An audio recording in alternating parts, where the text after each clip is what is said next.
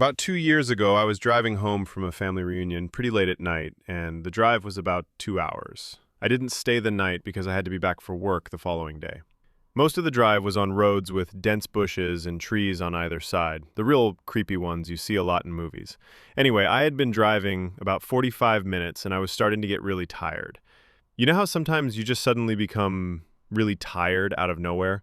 Well, yeah, that happened to me. I knew I wasn't going to last, but I didn't come across any place that I felt I could park and safely sleep.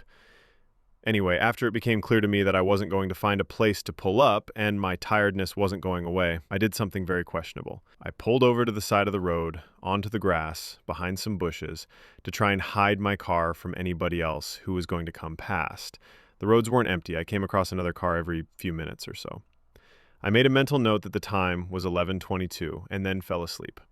Sometime later, I was awoken by a scratching sound. I looked at the clock, 11:50.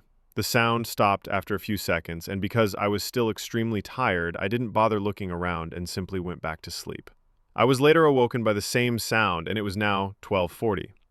This time, it really freaked me out, because the sound didn't stop.